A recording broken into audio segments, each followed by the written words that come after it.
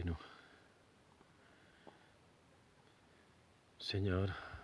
abre mis labios y mi boca proclamará tu alabanza. Vamos a ver, quiero hablar sobre mi conversión, sobre la historia espiritual de mi vida, si Dios quiere. Yo soy de una familia que se ha dedicado a la pesca, hombres recios, mujeres duras. Aunque es una generación la que ha pasado, parece como si hubieran pasado 1000 años del cambio que ha habido en España y en el mundo en este periodo, desde la vida de mis padres hasta la mía. Yo nací en el seno de la Iglesia Católica, fui bautizado, tuve primera comunión, pero crecí en una familia católica de tradición, pero poco practicante. Mis padres no iban a misa nada más que en las festividades. Yo tenía bastante fe, pero me había acostumbrado a una cosa rutinaria. Y claro, el cura que teníamos era bastante malo, muy mal, un señor muy, como diríamos, poco ilustrado y no tenía, típico de aquella época, no había una buena formación, como mucho menos la hay ahora, pero digamos que para un niño inquisitivo y con ganas de saber y que encontraba aparentes contradicciones, no encontraba en mi pueblo el complemento adecuado que me guiara por el buen camino. Ya desde pequeño empecé a dudar, pues por las típicas cosas que uno empieza a dudar, primero por orgullo, también por malas interpretaciones, pues por supuesto no leí nunca la Biblia ni me procuré profundizar, pero a cuenta de lo que decía el cura, pues yo encontraba problemas ahí. Pero aún así, pues en el colegio cada cierto tiempo íbamos todos a confesar y así mantenía mi fe aún, con mucho respeto, pero no en el corazón.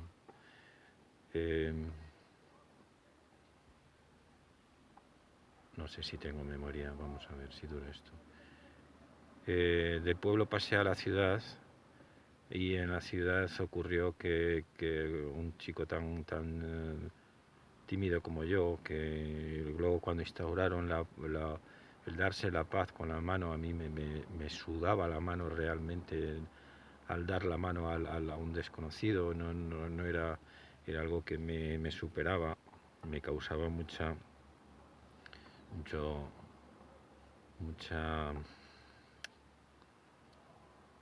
vergüenza, sobre todo habiendo crecido en un pueblo donde o conoces a todos o todos te conocen a ti, porque claro, yo no conocía a la gente mayor y la gente mayor sí me conocía a mí y yo saludaba a todo el mundo. Pasar a una ciudad más o menos grande con poca donde la gente no se conoce, pues eso es un trauma. Y yo me acuerdo que cuando empecé a ir a la ciudad saludaba a todo el mundo y la gente me miraba como extrañado, porque estaba acostumbrado en el pueblo a saludar a las viejas y a tal, que aunque yo no las conocía, ellas me saludaban a mí, porque conocían de quién era hijo y etcétera, etcétera. Bien, pues mucho más a la hora de confesarse. Yo, pues, Dios mío, voy a confesarme con un señor que no conozco. No era, tampoco se hacía mucho énfasis en la confesión. En total que poco a poco fui alejándome, y ya cuando entré a la universidad pues ya uno encuentra por supuesto, excusas para todo, porque ya uno empieza a funcionar el orgullo, empieza a funcionar las malas compañías. La universidad es un foco de malas conductas y malos pensamientos. La biblioteca de la universidad estaba llena de libros subversivos, del políticos y morales y suavemente subversivos, por supuesto, y luego ya por supuesto la televisión. Mis padres crecieron en la década de los crecieron también en la época de los 60, es decir, son hijos también de esa revolución perversa que destruyó gran parte del patrimonio y de moral y de las sociedades occidentales. Entonces vivía en un mundo agnóstico, aunque secretamente en lo más profundo de mi interior sabía que la Iglesia tenía razón, es decir, que las cosas no podían ir en una dirección contraria a la Iglesia, porque iríamos hacia el abismo, porque aunque exista Dios o no exista, o actúe o más o menos, las cosas tienen una razón de ser, y ir en contra de la ley de la gravedad pues es siempre malo. Da igual lo que creas que sostiene esa ley de la gravedad. Entonces, por instinto, digamos, yo me mantenía con cierto amor a la Iglesia Católica, como ocurre con mucha gente que es católica culturalmente, pero había perdido la fe, aunque yo sabía que algo tan grande y tan importante y tan permanente como la Iglesia no podía ser algo que se mantiene, pues una cosa, no podía ser una cosa cualquiera, como de las muchas que hay en el mundo que vienen y van. Entonces en la universidad pues no es que yo fuera muy pecador, ni mucho menos, pero el ambiente es de ese tipo y, en fin. Luego, pues empezando a trabajar, pues uno tiene su trabajo, su dinero, empieza a enorgullecerse, a hacerse vano y a vivir totalmente ya apartado de la fe. Pues por supuesto a uno cuando se aparta de Dios le va mal, aun por bien o mal materialmente que le vaya, le va mal en el aspecto psicológico, en el aspecto no es feliz. Yo con mucha inquietud, pues claro, el hombre que no es feliz busca y cambia de una cosa a otra y lee y hay gente que se ha instalado en una cómoda tibieza, que no sé cómo lo consiguen, quizá con muchas distracciones, no lo sé, pero el hecho que generalmente el hombre moderno está buscando. Yo quería, en un momento dado, por supuesto, pues uno lo busca en la ciencia, porque yo soy de ciencia, estudié físicas, acabé la carrera y me dediqué como mucha gente, a las computadoras, software, y uno pues busca en la ciencia respuestas. Encontré ciertas respuestas en la evolución, que está, por supuesto, es que está en boga o estaba en boga. Hay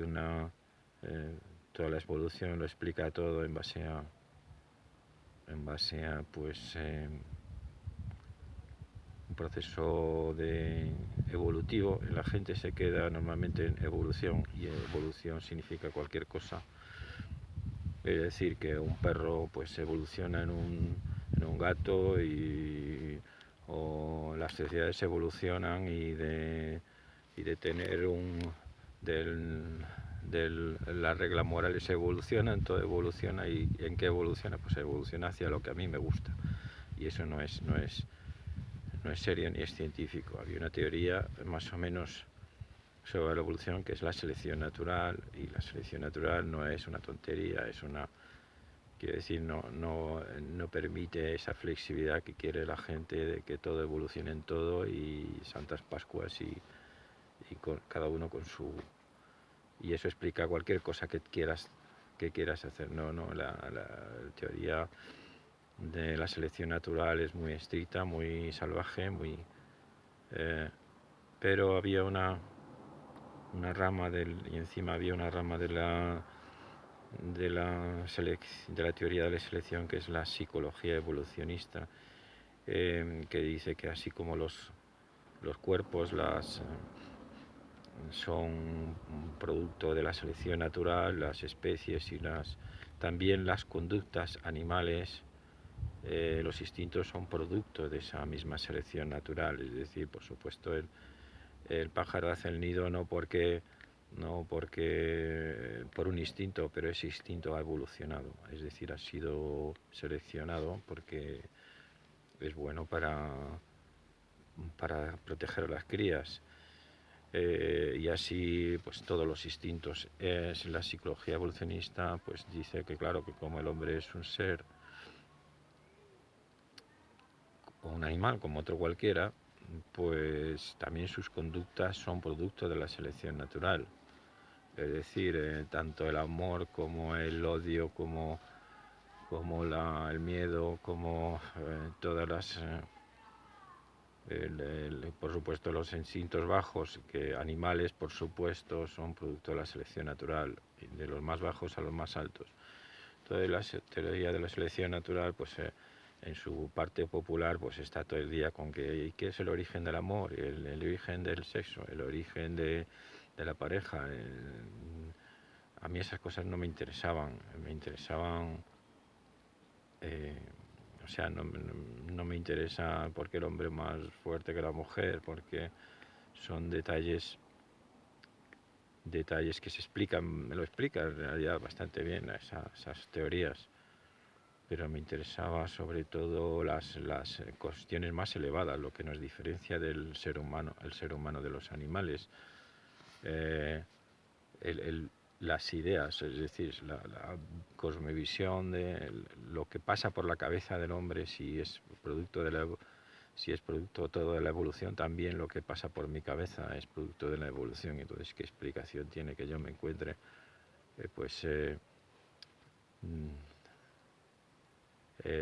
intranquilo, desasosegado? ¿Qué es la esencia de todo? ¿Qué es la clave de la felicidad? ¿Qué es lo más elevado? ¿Por qué es lo más elevado lo más elevado? ¿Qué es pues, claro, entonces, ¿cuáles son las percepciones que a mí me gustaría conocer la causa de ellas? Pues las intuiciones, me interesaban las intuiciones filosóficas. Es decir, porque había grandes cuestiones, por ejemplo, la existencia de los universales, que viene de la pelea entre el realismo y el nominalismo, que es una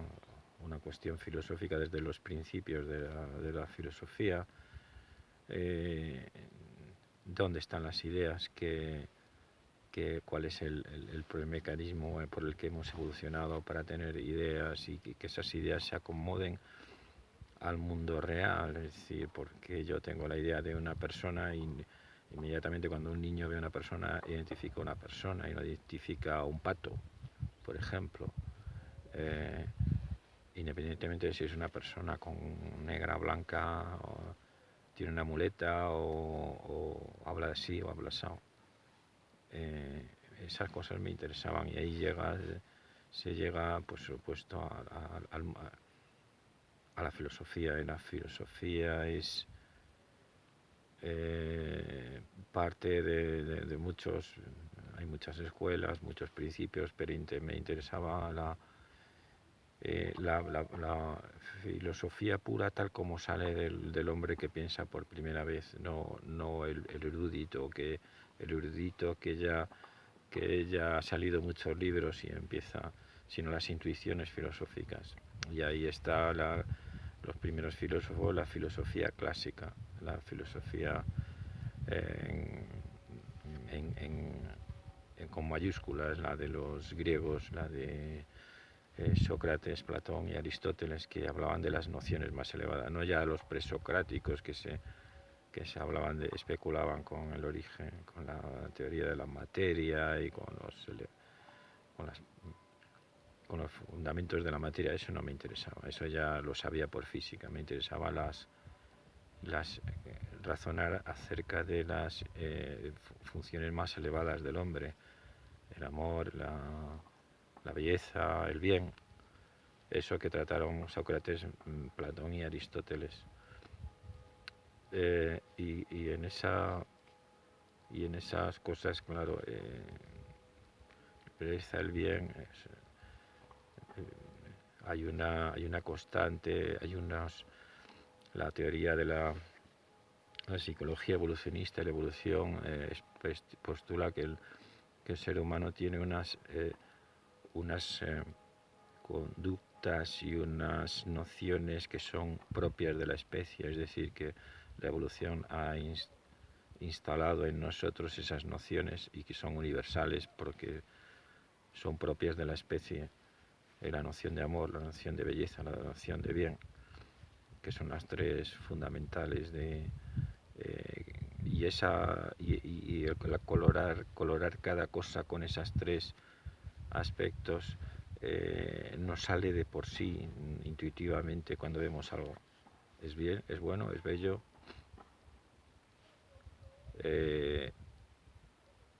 Eso para mí era evidentemente instintivo y tenía su explicación en ciertas nociones de psicología evolucionista, es decir, lo bello es lo que es bueno para el hombre, que es útil en un sentido muy amplio, y lo bueno también, y lo que es verdadero pues es algo que lleva que se acomoda con la realidad. Curiosamente esas mismas nociones eran las que sostenían los filósofos clásicos. En el fondo Aristóteles, Santo Tomás de Aquino dicen lo mismo, y entonces hay un paralelismo muy estrecho, pues porque la verdad es la verdad y da igual por donde entres a encontrarla, pues los filósofos griegos la encontraron de una manera, y la ciencia, la psicología evolucionista, por miles de intríngulis y idas y venidas, pues llega al mismo sitio. Entonces llega el momento de, claro, es así, los filósofos griegos pensaban en términos intuitivos, pero evidentes por sí mismos, y esta ciencia empezaba de más abajo, pero en el fondo no era necesaria tanto darwinismo y tanta historia. Un razonamiento típico de la filosofía clásica perenne, la filosofía perenne postula que la filosofía es una ciencia, no una invención subjetiva, que cada uno tiene su sistema filosófico, sino que es algo que se descubre, se perfecciona con el tiempo y se edifica unos sobre otros conocimientos filosóficos. No es una especie de yo me vengo con el sistema A, tú vienes con el sistema B, viene un tercero con el sistema C que quiere englobar a A y B, pero que lo hace sui generis, que es la cuestión de la filosofía actual, que cada uno viene con su librito. en la filosofía perenne, que coincide con la idea de que de, de la, de la de la postulados de seleccionismo, es decir, que cada especie, seleccionismo, psicología evolucionista, es decir, que cada especie tiene unas nociones intuitivas que en fondo también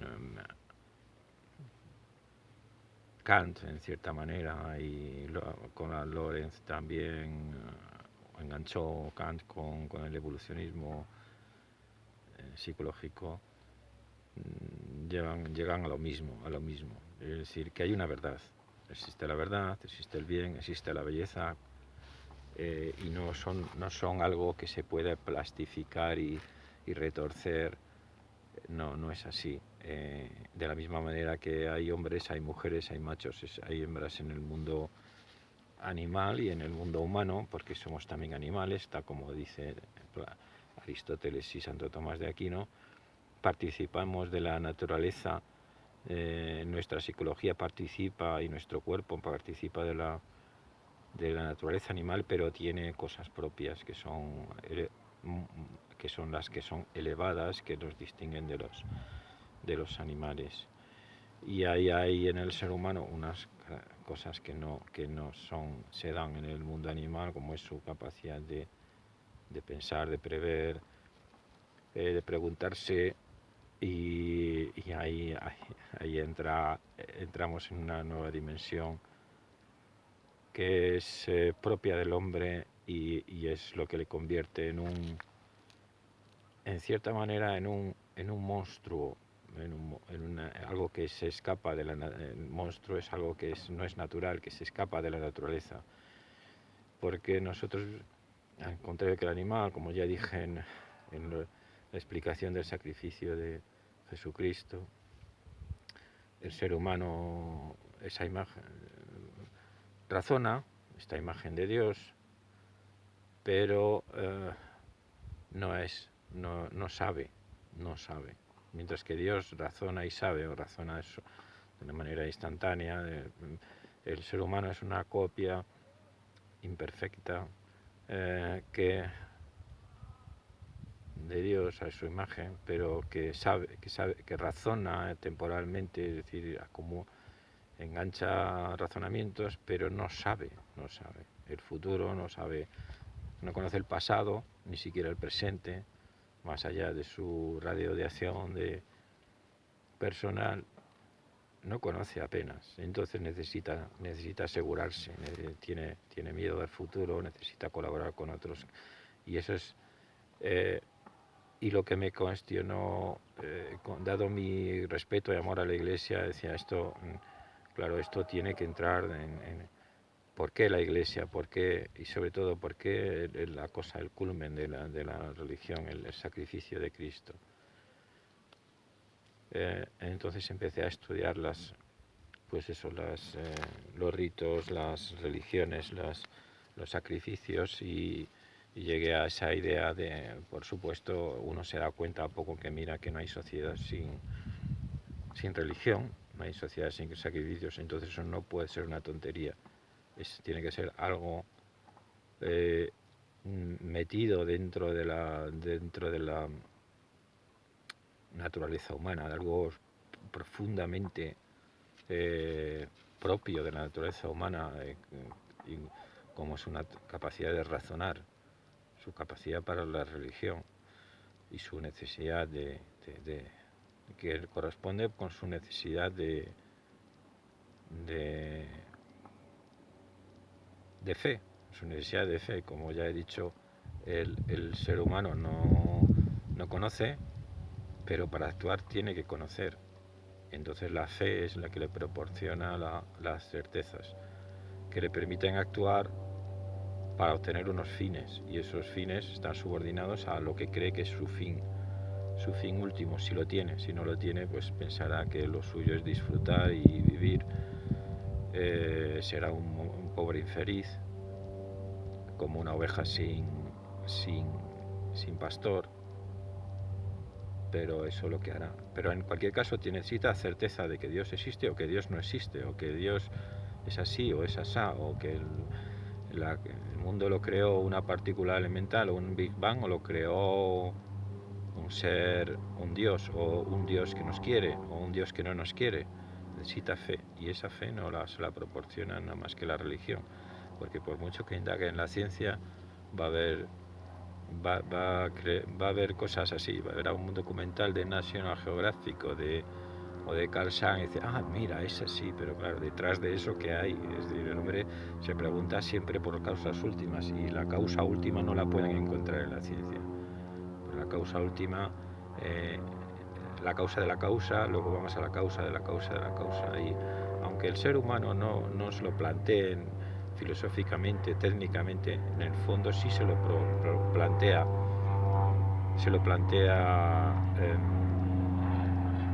instintivamente, cada vez que se está solo y está ahí, pues está en esos momentos en que el silencio le sitia. Por eso mucha gente evita el silencio, no quiere saber, ha decidido que no quiere saber, ha decidido vivir de una manera en que no quiere preguntarse, y quiere quizá vivir y morir sin darse cuenta, sin enterarse de nada. Que eso es imposible, le va a seguir y le va a perseguir. Bueno, aparte de que el diablo existe, y el diablo es otra conclusión a la que llega uno fácilmente observando el mundo, que el diablo existe y se preocupa de perdernos. Entonces esa persona va a entrar en barrena. Bien, y de ahí llegué a esa explicación de los vídeos que he presentado anteriormente, de la explicación del sacrificio de Cristo, que realmente es la respuesta, como yo decía, la respuesta con mayúsculas para alguien que no cree, que explica la tragedia, que lava la tragedia humana de la existencia, la tragedia del ser que ve, que piensa, que mira hacia arriba y no encuentra respuestas. No encuentra respuestas tanto a las cosas materiales como a las cosas espirituales. No encuentra porque no conoce, se tiene que fiar de autoridades, se tiene que fiar de lo que le dice este señor con bata blanca, pero ese señor con bata blanca llega hasta cierto punto, el científico,